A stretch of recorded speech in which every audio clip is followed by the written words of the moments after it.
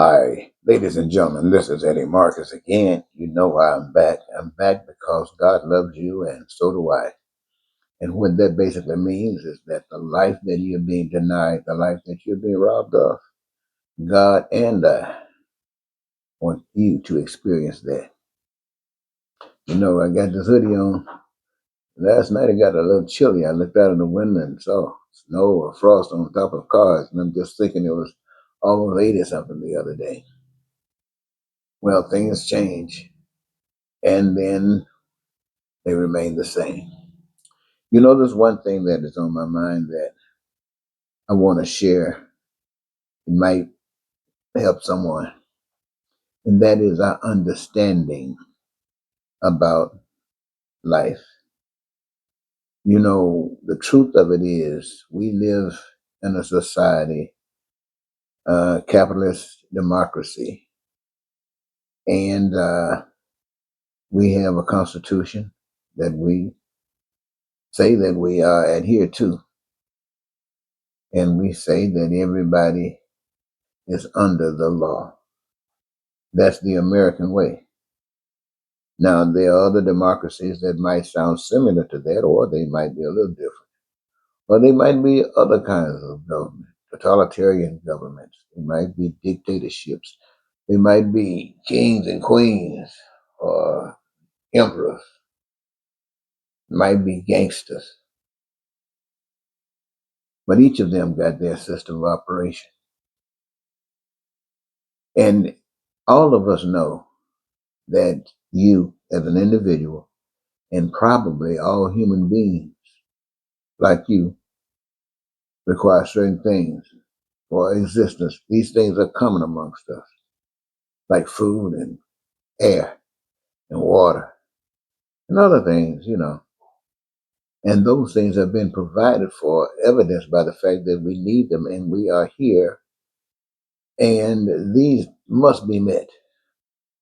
And sometimes when you think about where you live at, you have a belief that it represents the totality of all things.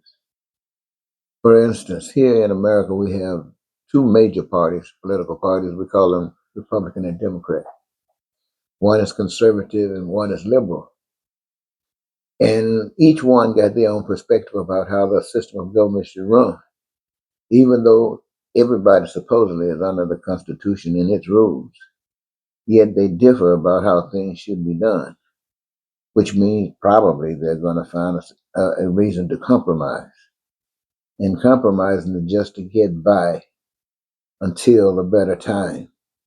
And at that time, it might advance or it might digress. It depends upon that time. And that's the way we basically see it. Most people, when they start talking about a divine power, they start thinking about a power that's able to bridge the gap between the two. And this is something that they've been led to believe to look forward to because it cannot happen here. And it cannot happen here because those who have taken the lead, those who have decided that they want to be God, who have had the courage and the ignorance or evilness enough to steal the resources of the earth and claim them as their own, knowing that they belong to you, the people, and know that they were made for certain things. And in order for you to have those certain things, they control and manipulate you by how they use you, employ you to do these things, and how they pay you depending upon the games that people play. And you think about all of that because you live that way. And when somebody starts talking to you about a different kind of God, it kind of sounds strange to you. You start saying stuff like too good to be true. But every now and then someone comes along. And yeah, it's sad, but it's usually every now and then. See, people would stand together in big numbers on small things. But when it comes to the real deal, the things that really count, well, if anybody stands, it's going to be a very, very small number. Why? Because it requires the ultimate price to pay. In other words, if you want to change the world, that's going to require the ultimate price to pay, especially to a world that does not want to be changed. And yet, regardless of how you might try to reach the people cannot see where you're coming from because they have two things working against them. They got what they've been exposed to, the life they have led. And if that is not sufficient enough, they understand if push comes to shove, they will be killed. And that's that's considered now the other steps that have been made, like embarrassment, put on the front page, going to jail, all that kind of stuff. But ultimately, they are willing to take you out for standing up for what is right. And and most recently, we had a guy, the president of the United States, was being tried about January 6th, and he had it set up that if you, when you go to give your testimony,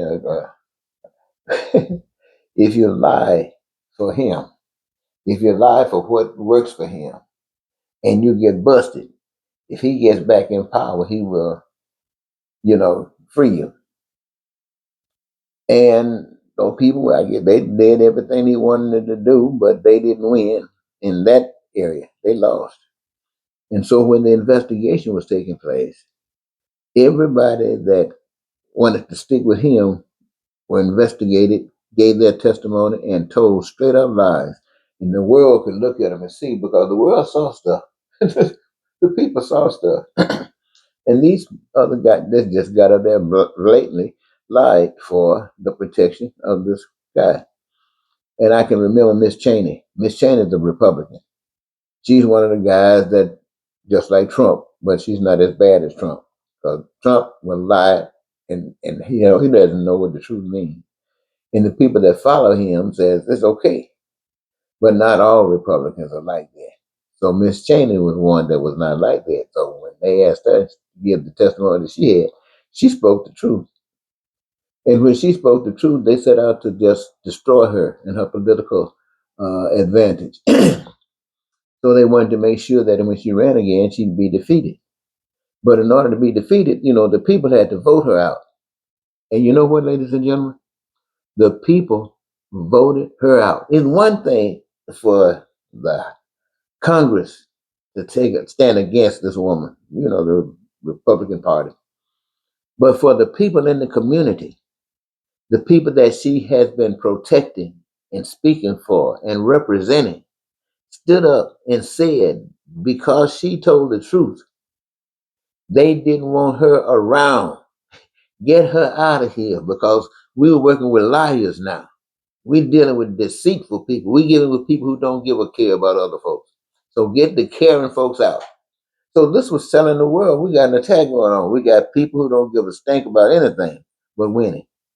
And they will lie, cheat, steal, kill, and do anything to have their way. And while you're on the side that says, I can't do those things because I represent something that's different, and they're willing to take you out. Now, what is it going to take in order to keep you motivated to still go forward? I'm going to tell you the first thing it's going to take is for you to be real. Let me give you an example. Years ago, I used to be a young man, believe it if you want to. And I wanted to be somebody in the world's eyes. Always wanted to be somebody, but I wanted to be in the world's eyes. And my ambition was entertainment. I love to entertain. I love to see people applaud. Bah, bah, bah, bah, bah. I love to make them laugh and smile. And that was my dream. I was going to do that.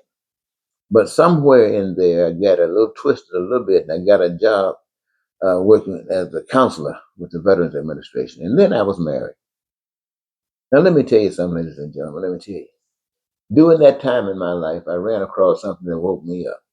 Being a counselor with the Veterans Administration and going out dealing with veterans and their survivors or their dependents and dealing with the problems in their situation as it is associated with the system by being a vet. And I ran across so much poverty, but I came crime and ugly stuff. But I grew up in the South. I grew up where, you didn't see anything else but crazy stuff. Black people who lived on plantations or who lived in small communities cared about each other. But nothing was going on because the powers that be were not going to let anything go on. What about mud, roads made out of mud? Can you imagine? Yeah, well, that's what I'm talking about. So we were way behind. And so you are now put in a position to make this decision about what you're going to do. And this is all you've had. So you're going to accept the fact that your relief comes at the end of the road, not on the side, but on the end of the road. Now, I hope that I'm making some sense to you because all of that, my friend, is nothing but a story told to do exactly what it has done. And that's to capture your mind and to conquer it, to abuse, exploit, and misuse you. Because I want you to know this. And I'm going to tell you just why I know this. I know this because I got a chance to see the power of God. In that marriage, when I decided that this, too much pain was going around and I couldn't take it, and by me being from the South, I was going to try to do something about it. And so the first thing I did was to quit working at the Veterans Administration, trying to be somebody. And I needed some change to survive. So I started working at a storefront, washing windows, in a store. Wasn't washing everybody's windows, just washing the windows in the store. And that makes some change. And my wife was at that time saying, I didn't marry a man like this. This is not what I wanted. So she decided that she'd go. And while I would not have gone, I wasn't going to try to force her to stay. And when she decided to leave, it hurt me to this degree. Let me tell you why it hurt me, ladies and gentlemen. Her leaving was one thing. It had something to do with the hurt. But the thing that really hurt me is this, is that I came off the street to stand on the side of the street and walk on the side to deal with the people, to try to do what I understood God to want me to do, based upon what they said Jesus was doing, how he cared about folks, how he struggled to make things right for folks. And he wasn't afraid. He stood against whatever he had to stand against. And so for me, that was the challenge that every human being that said that they're a Christian are given. Stand up and represent. Otherwise, your talk ain't nothing but cheap mud. So for me, I figured, okay, I always wanted the wonderful things of life, the many beautiful things of life, but right now I don't have time for that. Why? Because there's something else that's more important. What is that that's more important? Smiling, getting this pain and suffering out of the way, helping people be able to live, not to just make it. And if you're talking about a God, what good is a God if he can't help you to live? I mean, what good is a God that cannot help you to live? Well, I want you to know that the God that I serve has already set everything in motion. You don't have to worry about the earth when you came here. You don't have to worry about the resources. You didn't even have to worry about after being here for so many years, to worry about who was going to take care of you because somebody else had to take care of. So what I'm trying to tell you is part of the plan required that in a certain space and time that each of us were to identify that which is lovable to us, something that we just love, give our heart to. Out of all the things that you can do on the earth, out of all the things that's being done, and out of all the things that you might come up with through your imagination, get a chance to recognize what it is that gives you your fantastic love and engage yourself in it because the system is designed and set up in a way so that each person can participate in the process of creating all that is in that reservoir of goods and services. That way, they become part owners as they already are as workers. They are part owners of everything that they have made because the resources are free, the need is there, and the workers are there, and they are doing it. And that's the plan. But this money thing is just a discourse. It's to distract and mess your head up like it has done. But I want you to know, ladies and gentlemen, that the way to life is on the other side of the track. Now, my mission was to tell this information to you. I'm not a genius. I cannot tell you how to do this. I couldn't even organize an organization. But I share the information with you because it's so fantastic, it's so genuine, till any organizer that hears it would be glad to organize and take it through the structures that it has to go through. That's the organizer. Now, what I have been given to do, I have done, and I am walking according to that. That's the best I can do. That's the best I can do, is to be an example of what Malcolm X was about, or an example of what Dr. King was about, an example of what Jesus was about. But not just those big shot names, but guys like Bobby Williams, guys like Melvin Williams, guys like Booker T, guys like Betty, guys like Zelma, Charlotte, Rowan, Nathaniel, and Lonnie, Barbara Ray, tell you, like these guys who walked the walk and lived the life and became an example for all of us who knew to recognize.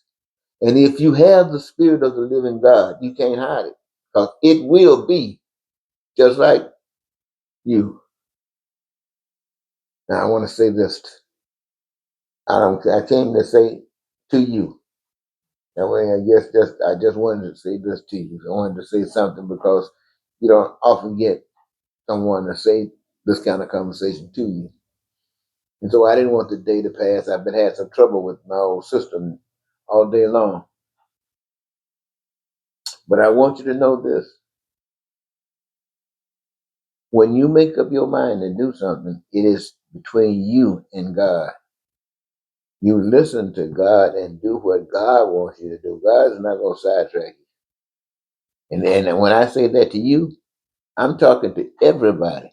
I'm talking to 8 billion yous. Listen to God. Now, that doesn't mean do everything God tells you to do, because it doesn't work that way. God has given you what it takes to determine and decide what you want, what you guys need, what you and how you guys want it. God is not up there just and you're a puppet. Wait, who am I talking to back over there? No, God is not wanting us to be puppets. No. We imagine. We're the ones that determine. We're the ones that decide. We're the ones that do what has to be done. All the thing we lose to guide us is do it in such a way that God is not denied. That means everybody's blessed and everybody's involved. That's how joy works. And so, ladies and gentlemen, you kind of remind that. You can remember that, because when you're walking down that path, it might seem like you're on a lonely path. But every step you make, after you make that first step and that second step, every step you make is joy. It seems like joy is just lifting you up higher. Every step you make down that path is like lifting you up higher. Now, other folks will look at you and say, wow, ooh, there must be some courage there. Or say any kind of thing what they might say about you. But that's not what's important. What's important is what's happening with you. You are connected. You are in alignment with the master of the universe. And you're being guided by the spirit that moves you in such a way that you light wherever you go. And in the dark path that you walk to, it brightens up and the love of life begins to shine. And it's the way that God speaks. And it's the way the evil one say you got to go. This is what I want you to know, ladies and gentlemen. Now, this you might not be able to take too easy, but I'm gonna tell you anyway.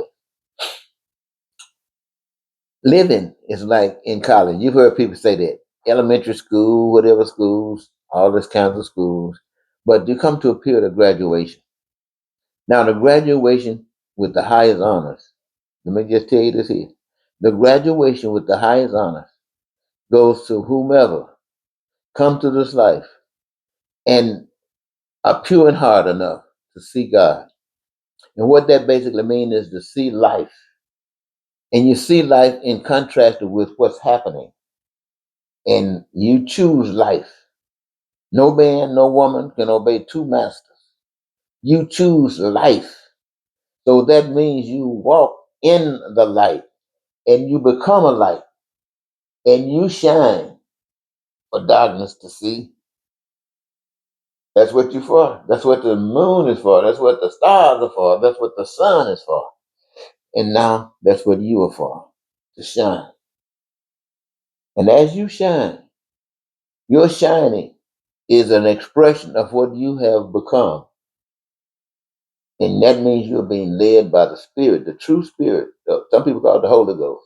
I'm talking a long time, I know. But you can call it what you want.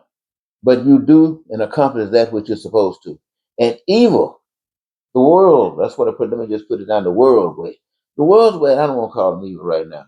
That makes me look too bad. Let's say the world. The world does not like your way. And you become a problem to the world because people over in the world, they benefit from you. Don't you know that people in the world, you got your multi-millionaires, you got the multi-billionaires, you got your people who own the CEOs of this, they got this corporation, they're riding in spaceships going up there, going around just to get a little ride. They got yachts that they go and have a little parties on, and they got parking lots of cars in their yard and stuff like this. These people got loads of money. They can do whatever they want to do. And you're talking about a dream because it hasn't happened yet, so that they can see it. You're saying how it can happen and how it is requiring that we, the people, play a part. And they are saying, to hell with that. So what they do, they got to say, you keep, if it, and the light's still shining, because there are some people that are hurting. There's some people that are downtrodden. And when they hear the truth, they'll wake up. And that is the threat to the powers that be, and they gonna get you. They can't get you unless God says it's okay. But what it really says, ladies and gentlemen, especially when you don't give up, it says that you're ready. You'll graduate. You go pick up your diploma. Pick up your diploma because you will be surprised at the number of people that have been as an angelic as they could possibly be. They walk the straight and narrow. And they have been just as lovable. I'm serious. People have been like that, and people are like that. But when put through the test, when they having to go through this life to determine whether or not they're ready to graduate or whether they're in the flunk, you'd be surprised at the number of people that was rather than continue to be angelic and try to grow more, who will give in and get pissed off and become the biggest devil amongst all the devils. Why? Because they didn't grow. They didn't mature. And why didn't they do that? I don't know. They weren't ready. That's all I can say. They weren't ready. So they go through some more stuff. They might get ready because you will learn. Who that said we might not get there at the mountaintop together. We might not get to heaven together. But we will get there. Well, anyway, I want to thank you, ladies and gentlemen. I talked 22 minutes. Goodness gracious. And you're still with me? Boy, it must have been good stuff to you too. I want to thank you once again, ladies and gentlemen. And Eddie Marcus saying goodbye for now.